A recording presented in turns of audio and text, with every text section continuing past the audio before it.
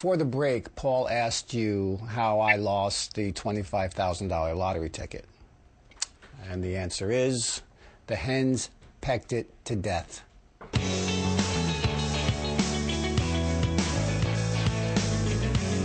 Due South, the television series following the adventures of a mounted policeman on assignment in Chicago, first came to our screens as a made-for-TV movie in 1994. Running to a mammoth 69 episodes across 4 seasons, the show survived 2 cancellations and over a decade later remains a timeless and much-loved Canadian classic. The Mountie represents the gentleman's policeman. He's proper and well-dressed and speaks politely. I certainly wasn't really thinking in terms of the historical representation of Mounties, because as an actor, you're really just concentrating on what the demands of the scene are.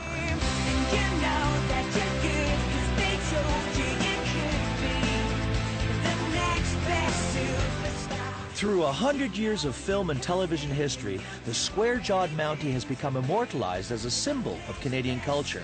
A culture that Due South both celebrates and sends up. I think that the Mountie is definitely a symbol of Canada. Well, most of them sadly look like me. There's something comical about it, but there's something proud about it. I mean, the Mountie, as soon as you see Mountie, it's corny and silly and funny right off the top. They're posers, really. I think originally they kept the peace. That's where the whole myth of we always get our man. There's that certain pursuing, you know, what is right and righteous and humane. I guess it's sort of a version of one of our, it's like a knight or something, because he has a code. The origin of the Royal Canadian Mounted Police dates as far back as 1873 and was created to enforce the federal laws of Canada. One of the earliest Mountie movies was The King's Service, where the Randy Rupert demonstrated a gallant range of hardy skills, alternating between law and love enforcement. In the 1930s, cinema was under the spell of the matinee idol, and our rugged redcoat was transformed into a foppish fellow of Mountie Renfrew, portrayed by James Atwell and accompanied for the first time by a loyal and faithful hound. In the 1940s, Jim Bannon starred as the dashing Captain Chris Royal, whose death-defying deeds kept audiences coming back for more.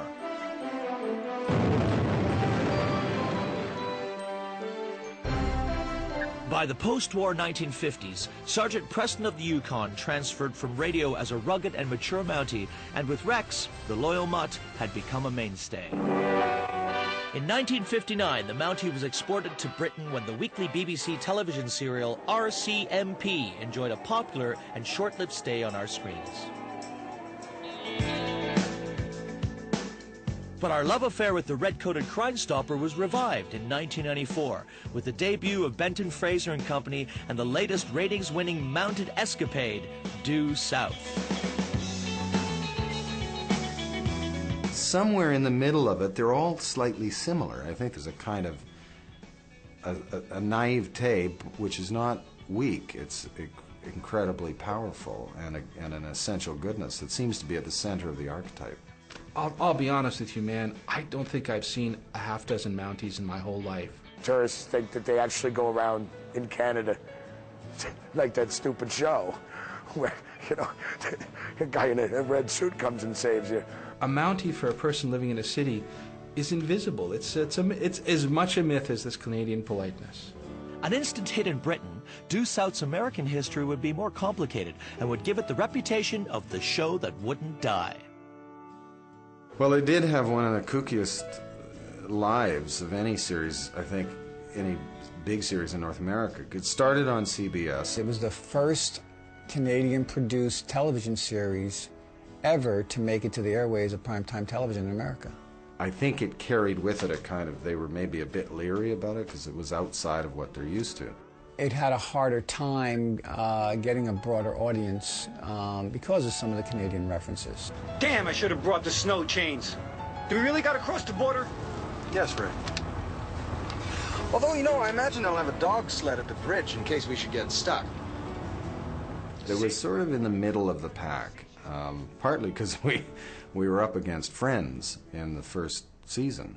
Could a Canadian base production, you know, hold its own with shows that were all made in America? I'm happy to say we beat Friends for a while. and we proved that it could. America's just getting more violent all the time. Yeah, it's television, eh? That's why I like our fine Canadian programming.